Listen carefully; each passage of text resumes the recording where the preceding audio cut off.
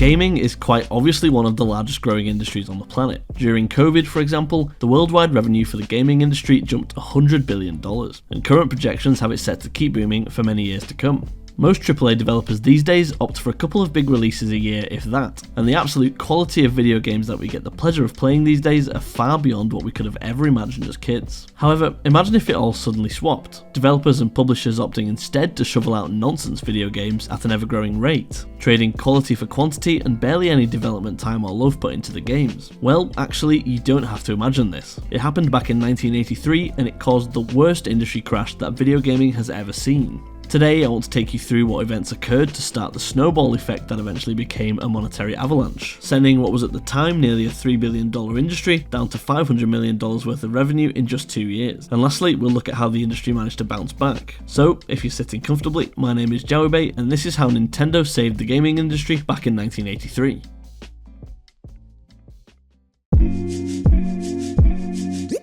To fully understand the events that led up to the crash in 1983, we need to make a quick stop off in the 70s. In 1972, a company by the name of Magnavox would release the first ever home video game console, the Magnavox Odyssey. The console cost $100, or about $700 in today's money, and although this seems expensive for such primitive technology, it was such a revolutionary product in the gaming world that it kind of warranted the associated price. It was so revolutionary in fact that the term video game hadn't even been invented yet. Magnavox instead opted for the phrase closed circuit electronic playground. The console came with 13 games of varying nature. There was football, hockey, tennis, baseball, and even Simon Says. Think of it, if you will, as the Wii Sports of the 70s. There was also a game called table tennis, which piqued the interest of an individual by the name of Nolan Bushnell. Nolan was the chief engineer for Nutting Associates, and he, alongside Ted Dabney, were responsible for creating Computer Space, the world's first arcade video game. Both Nolan and Ted would quit Nutting Associates in summer of 1972, founding a new company by the name of Atari. Around this time, Nolan had visited the Magnavox Profit Caravan, where he played a demonstration of the Magnavox Odyssey, ultimately finding himself particularly inspired by Magnavox's table tennis game. Nolan would also hire a third member for the Atari team, a man called Alan Alcorn. He had had a lot of experience with electrical engineering and computer science, however had never worked on video games before. So, fueled with inspiration from Magnavox's table tennis, Nolan set up a training exercise for Alan, tasking him with creating a cheap ping-pong arcade game. It wasn't long before Alan returned with a game he had created which he named Pong. Nolan was extremely impressed, recognising that the game had an incredible market potential. This was confirmed in August of 1972 while they were testing out Pong as a prototype in a local bar. After a few days, Alan was called out to repair apparent technical issues with the prototype, only to find that the issue was actually that the coin mechanism was overflowing with quarters. By 1974, Atari had sold 8,000 units of the arcade game, and Pong was making more money than any other coin-based arcade game for that time. Bushnell had been prompting his employees to try and think of some creative new products, and one engineer named Harold Lee would suggest the idea of creating a version of Pong that could be played at home. This resulted in Atari creating the home Pong console. Though it did take a while to take off, it ended up making close to 150,000 sales during 1975's holiday period. This, however, kickstarted a snowball effect that would become both a blessing and a curse. Pong was so popular that it started to push the concept of home electronic games more and more into the public eye, where previously the attention had been mainly on massive, bulky arcade games. However, other companies saw this, and all of a sudden it seemed like everybody was trying to capitalise on the Pong concept. Most significant were probably Nintendo's release of the Color TV game 6, which was essentially just 6 variations of electronic tennis, and Coleco's Telstar console, which included 3 variations. Nintendo would then hit the market in 1977 with the Color TV game 15, which featured, you guessed it, 15 variations of electronic tennis. The outcome of this sudden boom of home video game consoles, however, was that there was an unbelievable oversaturation of the market, as well as a sense of unoriginality and lack of interest due to the fact that everyone was trying to release variations of the same game. This resulted in the first crash of the home gaming industry. The game that is often credited to saving the wider gaming industry was one of the most popular arcade games of all time, Space Invaders. Being such a unique concept and the fact that it wasn't just another Pong clone, this actually brought gaming back to a more arcade-focused industry. For example, home gaming pulled in around $200 million in both 1977 and 1978, whereas arcade gaming jumped from around $300 million in 77 to a whopping $1 billion in 1978.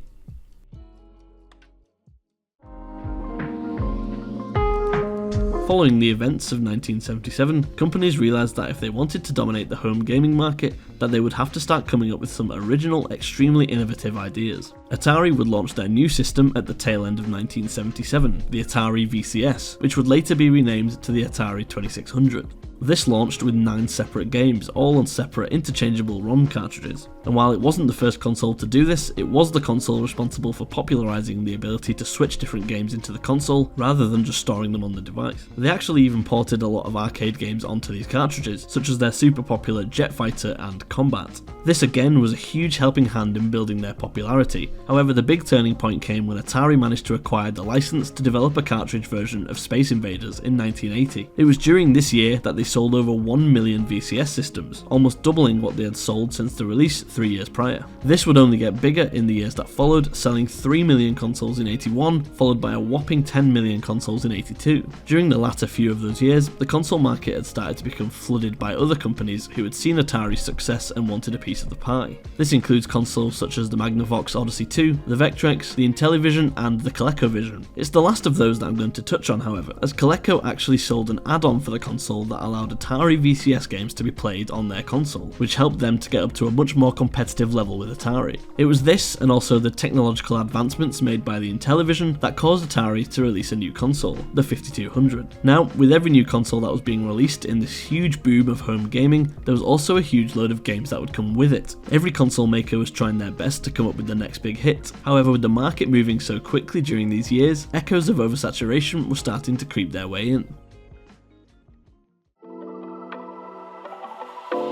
Unlike the 1977 crash, it wasn't an oversaturation of Pong clones that would be the issue. Instead, it was almost a complete opposite. With everyone fighting for the next big thing, it led to a great influx of low-quality, badly designed, rushed video games. Likely the biggest example of this would be the 1982 release of E.T. the Extraterrestrial by Atari for the 2600. The lead developer for this game was Howard Warshaw, who was given a little over 5 weeks to develop the game in time for the 1982 Christmas period. The game ended up coming out as one of the biggest failures in gaming history, and on top of this, Atari had overshot the runway when it came to predicting the sales of the game. They believed that due to the E.T. movie release of the same year, the game would be a surefire sought-after Christmas present, and so they manufactured 4 million copies of the game before release. The game, however, only sold 1.5 million copies, and the reviews were extremely underwhelming. This left over 2.5 million unsold cartridges, which became such a problem for Atari that the cartridges were famously carted out to a landfill and buried in secret, a story which has since become a huge part of the folklore of video gaming.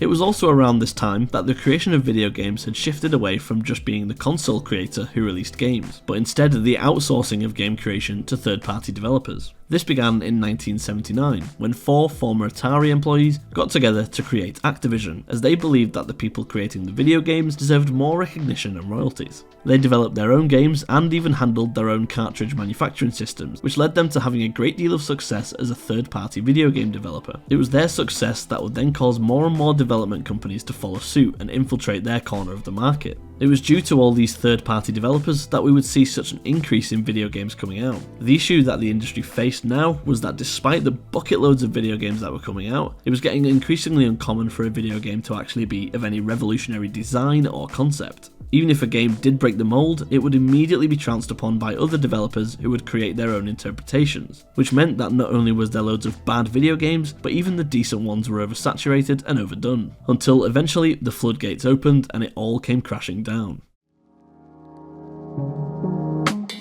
So, what was the straw that broke the camel's back? Well, with the quantity of games and consoles that were coming out, a lot of stores were starting to return them to the publishers, which soon spiraled into a situation whereby publishers had no room left or were flat out refusing to take back unsold copies of games. This in turn gave the stores no choice but to sell those games at an ever increasingly discounted price. The average price of a new release at that time was around $30, however they were being lowered in price by as much as 80% just to get rid of them. To put that into today's money, that's like a $90 game being sold for as little as $18, just purely for the sake of getting rid of it. Not to mention that they were being taken off the shelves and piled into massive bins inside of the store to make way for the influx of new games that were coming in. This is where the crash really started to take shape, as there was no need for console makers to produce expensive games as they were simply not turning a profit from them, which further fed into what I mentioned before about rushed, underdeveloped games being released just purely to try and save themselves some dosh. The fire kept being fed when a lot of the stores and retailers lost faith in home video gaming as an industry, and as such such, stopped selling games and consoles completely in order to make room on the shelves for more sought after toys. Between 1983 and 1985, the revenue for the home gaming industry dropped from over $3 billion a year to around $500 million, with Atari taking a loss of $536 million in 1983 alone.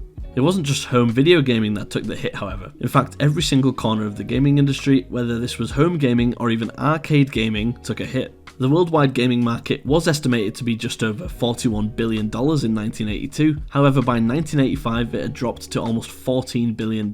That's a drop of $27 billion in the space of 3 years. By now, home gaming had completely lost its place in the entertainment industry, and instead home computing had taken over the market for in-house technology. However, just when everything was looking bleak, Nintendo would take control of the situation. While the effects of the crash had made an effect worldwide, it definitely hit the hardest in America, as they were at the time the leading country in the world for home video game consoles. Just as the crash occurred, however, Japan was just starting the shift from arcade gaming to these new home systems. In fact, it was during a 30-day period in 1983 when Japan would see two of the most significant consoles in gaming history be released: the Nintendo Family Computer, aka the Famicom, and the Sega SG-1000. By 1986, it was estimated that 20% of the Japanese population owned a Famicom system, and so, just as the US was starting to recover from the crash, Nintendo started to ship the console out to the American market. However, it was when they released the Nintendo Entertainment System, or NES, that they really got a hold of a failing American market. They very cleverly designed the console in such a way that it was viewed separately from the failed consoles that the market had come to know. For example, the fact it was called the Entertainment System was purposefully done to avoid being called a home gaming system, as well as referring to the cartridges as game packs. They even included a toy ROB in the box, as it was easier to convince the toy stores in America to stock their consoles on the shelves. By the end of the 1980s, the NES was by far and away the highest selling console, and the ripples of the crash had almost gone away. The only lasting impact being that the market was now Japanese dominant, as opposed to the primarily US domination prior to the crash. It's absolutely safe to say that the NES brought a much higher expectation and standard for home video gaming, as well as a much tighter control over the use of third-party companies to develop video games. With the Japanese dominating the American and essentially worldwide market at this point, Nintendo's main rivals would be other Japanese products such as the Sega Genesis, another extremely high quality product that helped catapult the market way above where it once was. And so, that's the story of how the gaming industry totally crashed in 1983 and how Nintendo came to save the day with the NES. There has never been another crash of that scale in the gaming industry, and seeing as it's such a staple of home life these days, it's hard to imagine it happening ever again. Hopefully you enjoyed the story. If so, please remember that liking the video is a very small gesture from yourself that has an awesome impact on my channel. Also, please consider subscribing, as I am now making these videos roughly every 2 weeks and I have some super interesting stuff to talk about. But anyway, my name is Jowie Bay, thank you for watching, and hopefully I'll see you next time.